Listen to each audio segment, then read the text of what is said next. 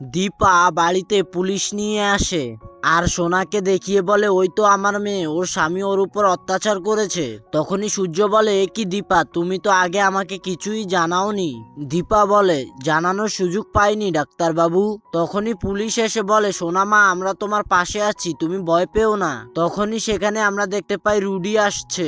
তখনই সূর্য বলে শয়তান, আজকে আমি তোকে নিজের হাতে মারবো। রুডি সূর্যর পা ধরে বলে স্যার স্যার, নিজের হাতে আইন তুলে নেবেন না। তখনই রুডি বলে আমার জন্যই তো সব হয়েছে তাই না। তখনই দীপা বলে সোনা, আমরা সবাই তোর পাশে আছি, কি হয়েছে সবাইকে বল। তখনই সোনা বলে কি বলবো মা, আমার আর আমার হাজবেন্ডের ভিতরে কি হয়েছে সেটা কি সবাইকে বলবো? এটাই তো চাও তুমি। সোনা বলে তোমার আর বাবার মধ্যে কি কোনোদিন ঝগড়া হয়নি? তখনই রূপা উঠে বলে তুমি বিপদে পড়েছো আর মা তোমাকে বাঁচিয়েছে, এটাই সত্যি।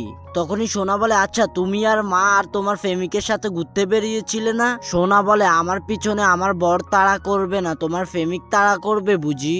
রত্না রূপাকে বলে কৃষ্ণ আমাদের বাড়িতে এত রাতে এসেছিল কেন? দীপা বলে আমার মেয়ে ভুল করতে পারে, ওর জন্য আমি আছি, ওর বাবা আছে, তোমরা এত কথা বলো কেন?